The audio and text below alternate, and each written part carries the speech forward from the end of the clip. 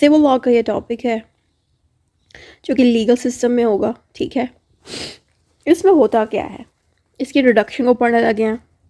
Civil law system are called as the continental और Romano Germanic legal system. इसको Romano and German इसलिए कहा जाता है क्योंकि ये जो सिविल लॉ है ये रोम से निकला है और जर्मन से निकला है, जर्मनी से निकला है।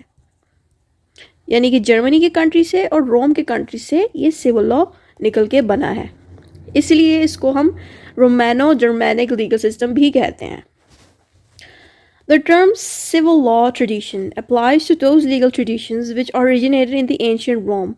It means that the origin of civil law was originated from Roman law as it has been codified in Corpus Juris Civilis of Justinian. जो मैंने ऊपर बात बोली थी कि जो सिविल लॉ है वो रोम से निकला है। कैसे निकला है कि रोम ने कर्पस जूरिस सिविलिस को बनाया था। इसको किसने बनाया था? किंग जस्टिनियन ने बनाया था।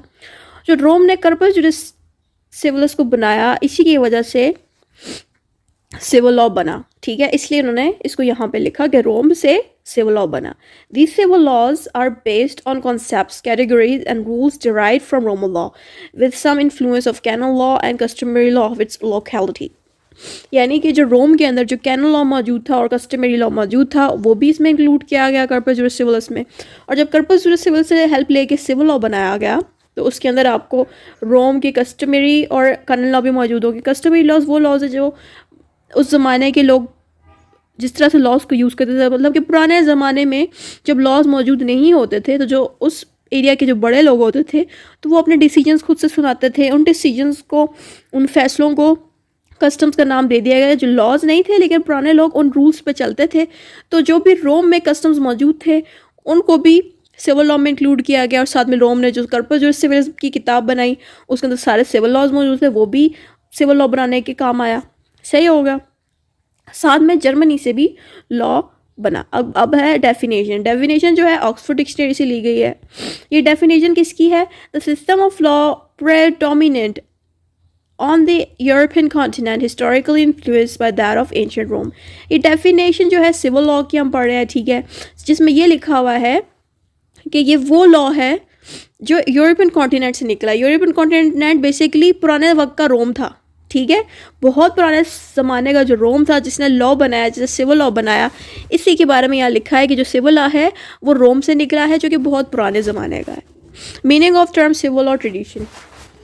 अब इसका मीनिंग यहाँ पे लिखा है कि the term civil law tradition applies to those legal traditions which originated in the ancient Rome and to those traditions which are contemporary to these legal system। यहाँ पे क्या ये रहे हैं, ये जो सिविल लॉ है वो अप्लाइज टू दोज ट्रेडिशंस विच, कहने हैं कि जो सिविल लॉ है वो एंशिएंट रोम पे भी अप्लाई होता है और यही सिविल लॉ तमाम दुनिया में जितने भी कंट्री में लॉज मौजूद हैं उन पे भी अप्लाई होता है। यानी कि अगर हम पाकिस्तान की बात करें तो पाकिस्तान के अंदर भी जितना भी हम सिविल लॉ पढ़ रहे हैं या इंडिया में भी जितना हम सिविल लॉ पढ़ रहे हैं वो सारा का सारा रोम से निकला है। और जो भी सिविल लॉ निकला है वो रोम में भी अप्लाई होता है, यानी कि रोम के लोग भी उसको यूज़ करेंगे, पाकिस्तान के लोग भी यूज़ करेंगे, यानी कि पूरी कंट्री के लोग उसको यूज़ करेंगे, अप्लाई करेंगे।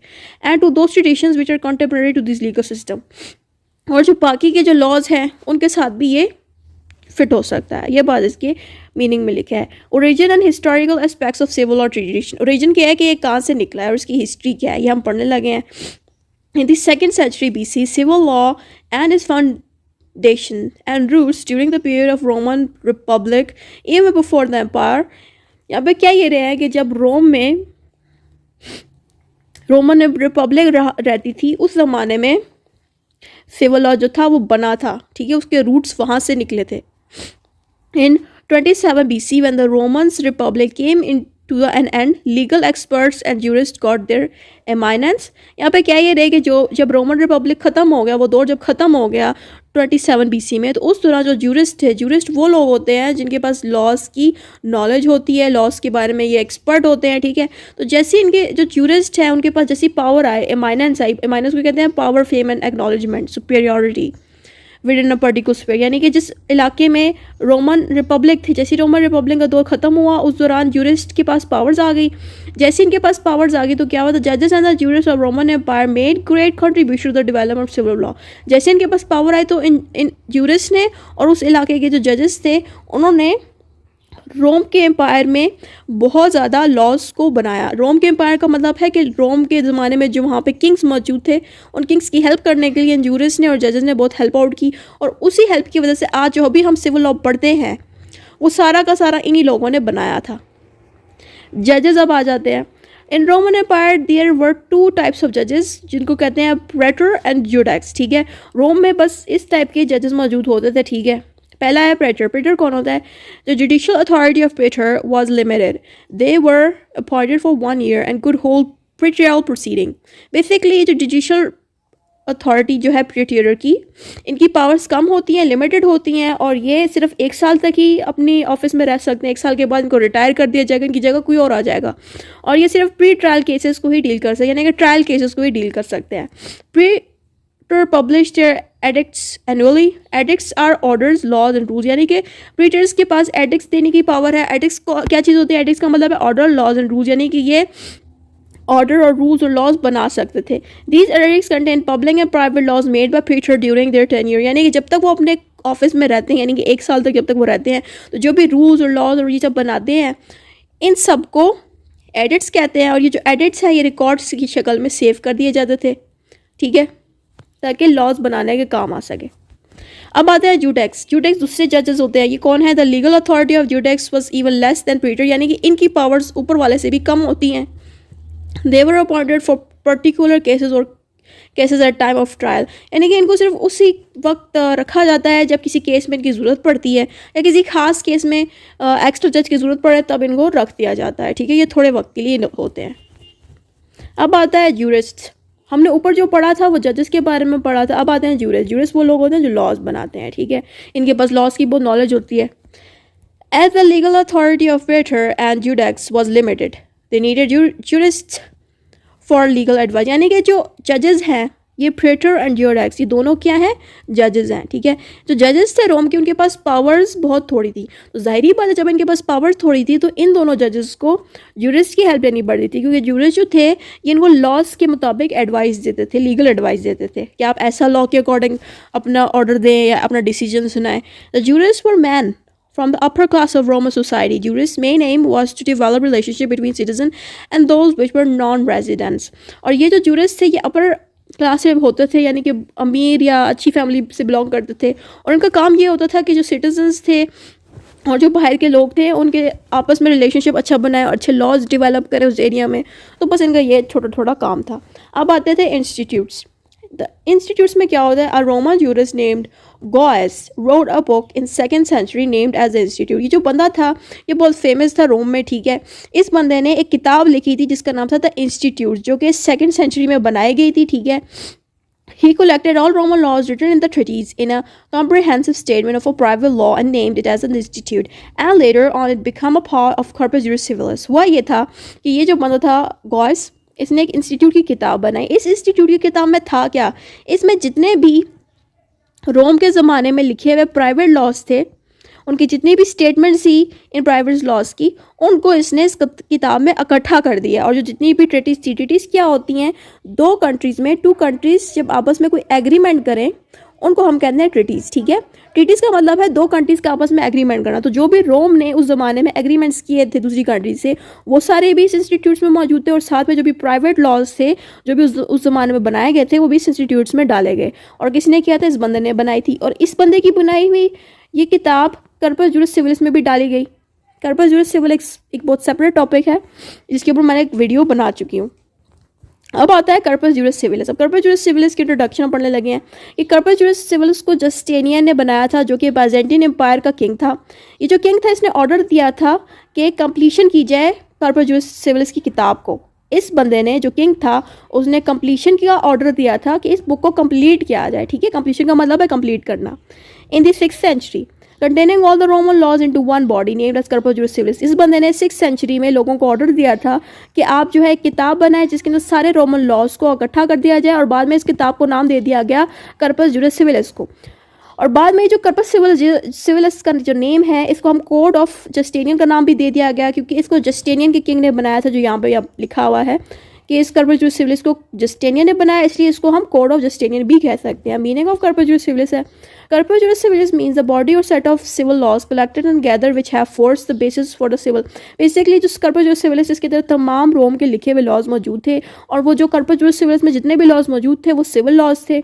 इसीलिए जो सिविल लॉ है वो बना ही इस कॉर्पस जुरिस सिविलिस की किताब से है, ठीक है, क्योंकि उसमें सारे सिविल लॉज मौजूद हैं। और यही कॉर्पस जुरिस सिविलिस ने रोम को भी हेल्प आउट की लॉज बनाने में, और सिविल लॉ को भी हेल्प आउट की कि वो अपने आप को डेवलप करे। अब आता है एलिमेंट्स ऑफ जस्टिनियंस लॉ और कॉर्पस जुरिस सिविलिस के एलिमेंट्स ये हैं कि इसमें कोडेक्स होता है, डाइजेस्टा होता है, इंस्टीट्यूट और नोवेला। इंस्टीट्यूट हम ऊपर पढ़ चुके हैं कि गॉयस नाम के बंदे ने जो है इंस्टीट्यूट्स की किताब बनाई थी, उसी को इसमें दोबारा लिखा गया, ठीक है। इसके बाद हमने कंक्लूजन देके ख़त्म कर देना है, जिसके अंदर हमने सारे टॉपिक्स ऐड अप करने हैं। अगर आपको कोडेक्स, डाइजेस्टर और नोवेला के बारे में पढ़ना है तो आप दूसरे वीडियोस को चेकअप करें, जिसमें इन सारों की तफसील आपको मिल जाएगी। सोर्सेस ऑफ सिविल लॉ, इसके अंदर क्या होता है कि सिविल लॉ जो है लेजिस्लेशन से निकला है, कस्टम से निकला है, कॉर्पस जुरिस सिविलिस से निकला है, और कोड ऑफ हम्बरबानी से निकला है। अब ये होते क्या है, इनको आगे हम पढ़ने लगे हैं। पहला है legislation. Legislation is supreme and self-sufficient in itself. It is considered as a primary source of law. Legislation is considered the most fundamental part of civil law legal system. In civil law jurisdiction, the main source of the law is legislation.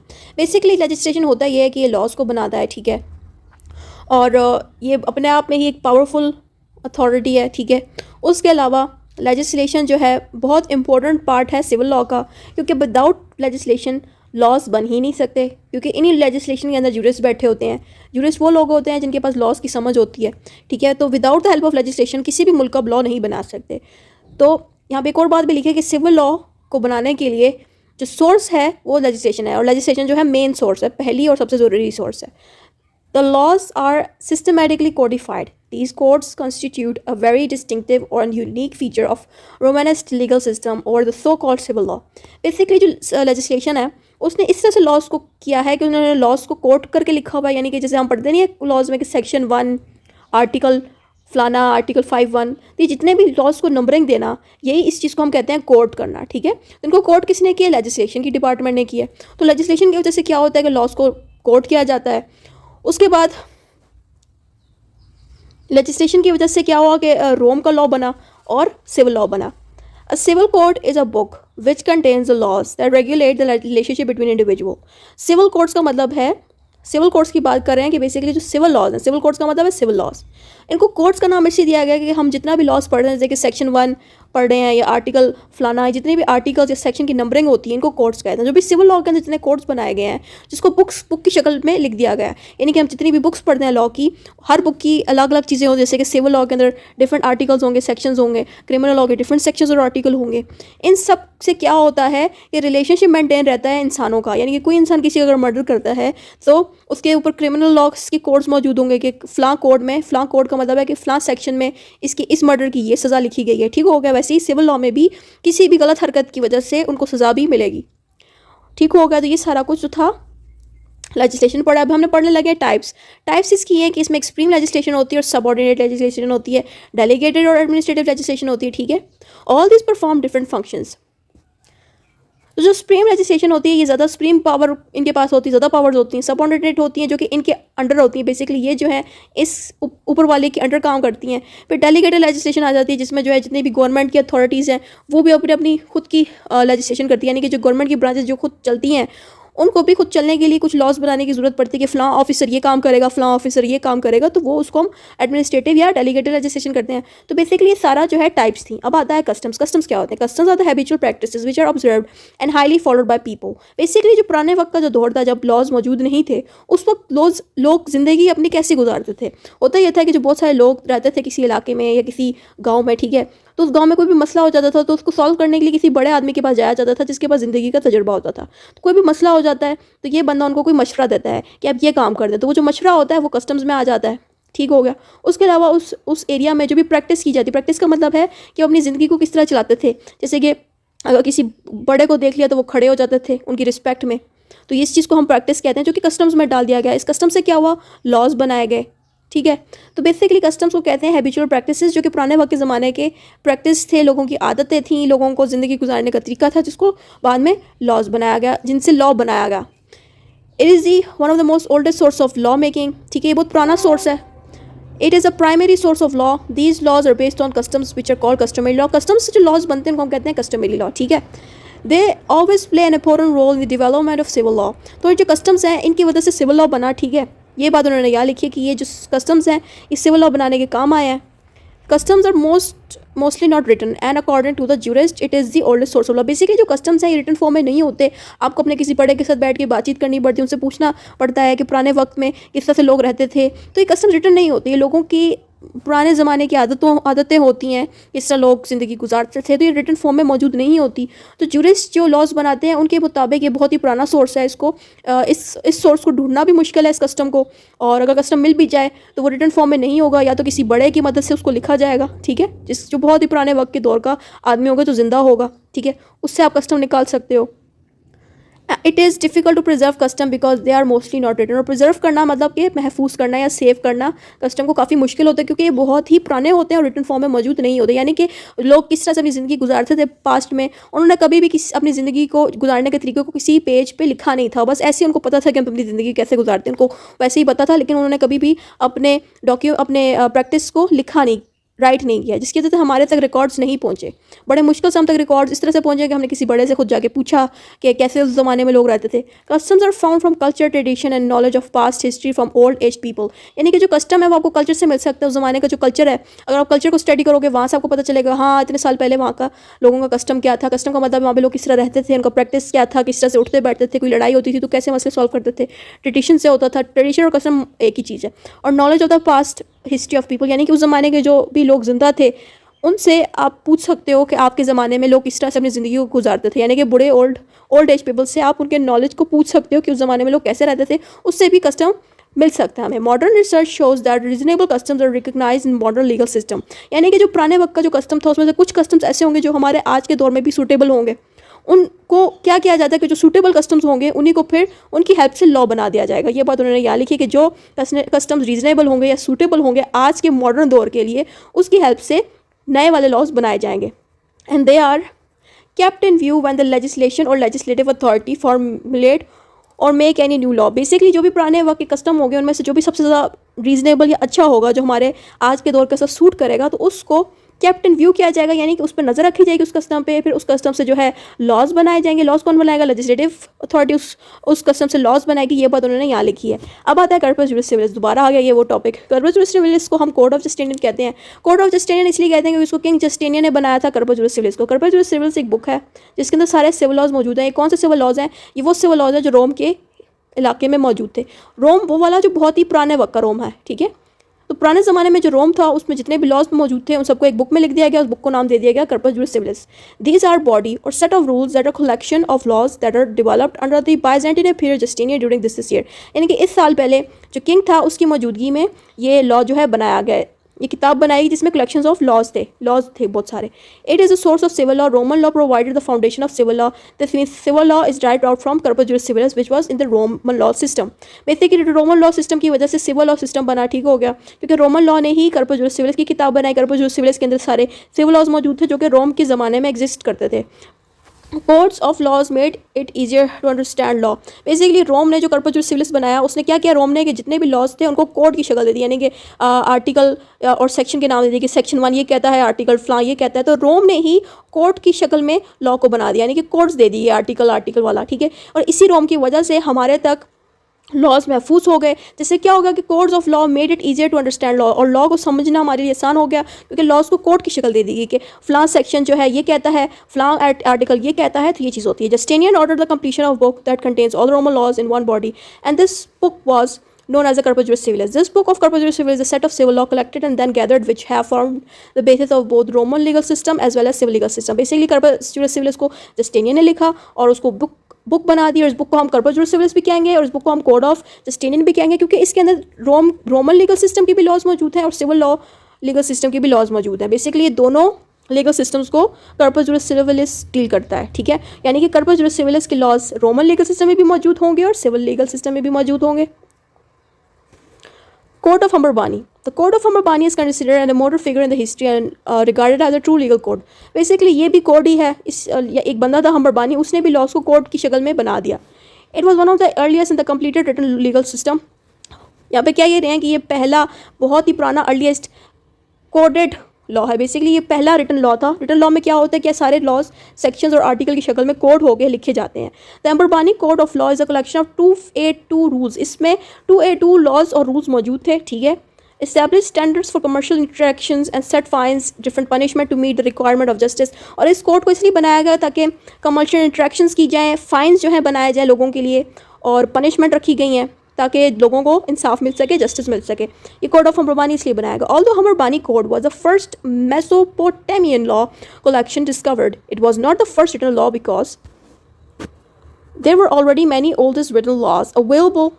Basically code of Hammurabi से पहले भी बहुत सारे written या code वाले law मौजूद थे, ठीक है।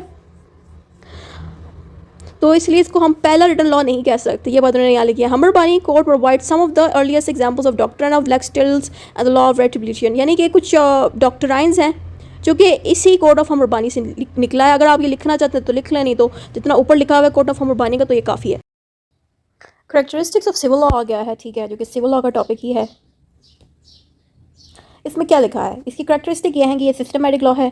सिविल लॉ का पहला करेक्टरिस्टिक है कि सिविल लॉ है, उसके अलावा ये रिटन फॉर्म में मौजूद है। इसमें एक्सेसिबिलिटीज़ है, difference between public and private law, भी जितना कुछ भी हम यहाँ पर आगे पढ़ने लगे हैं, ठीक है। तो पहला वाला है सिस्टमेटिक लॉ। सिस्टमेटिक लॉ में होता है कि completion of civil law legal system rules और systematic laws. Civil law is a comprehensive system of rules and laws. Basically जो सिविल लॉ है ये एक कंप्लीट सिस्टम है लॉज का। कंप्लीशन का मतलब है कंप्लीट, ठीक है। और इसके अंदर सारे रूल्स जो है कम्प्लीटली लिखे गए हैं, और ये काफ़ी कम्प्रिहेंसिव है, यानी कि लंबा है या लॉन्ग है। यानी कि जितने भी लॉज बनाए गए हैं सिविल लॉ के अंदर काफ़ी लॉन्ग है, जिसके अंदर सारे लॉज और रूल्स और प्रिंसिपल सिस्टम की शक्ल में मौजूद है। यानी कि कोई भी लॉ इरेगुलरली नहीं लिखा गया, हर चीज़ बहुत तरतीब से सिस्टम के साथ लिखी गई है। क्या चीज़? सिविल लॉज के रूल्स, सिविल लॉज के प्रिंसिपल्स और सिविल लॉज के जितने भी लॉज मौजूद हैं, ठीक है। सिविल लॉ जो है रिटन है और जो कोडिफाइड फॉर्म में मौजूद है। कोडिफाइड रिटन में ये होता है, और कोडिफाइड किस तरह होता है कि उसमें से लिखा होता है कि सेक्शन 1 इस चीज़ को डील करता है, आर्टिकल 1 इस चीज़ को डील करता है, तो इसको हम कहते हैं कोडिफाइड। सिविल लॉ और रिटन कोड्स ऑफ लॉ, यानी कि हर चीज़ लिखी गई है सिविल लॉ में। Civil law contains rules and principles, property arrangement in codes and easily available for. कह रहे हैं ये जो सिविल लॉ है उसे तमाम लॉस को, प्रिंसिपल्स को प्रॉपरली अरेंज करके कोर्स की शक्ल में लिख दिया गया। उससे क्या हुआ कि सारे लोगों को ईजिली लॉ समझ आ गया और हर बंदे को ईजिली लॉ अवेलेबल रहा। ये था सिविल लॉ की करेक्टरिस्टिक। दूसरी करेक्टरिस्टिक है कि ये सिविल लॉ बहुत इजीली लोगों के लिए अवेलेबल रहता है। अवेलेबल का मतलब है असेसिबल, ठीक है। Civil law is codified so it is easily accessible to the citizens and juris, यानी जूरिस वो लोग होते हैं जिनको हम कहते हैं लॉ मेकर्स।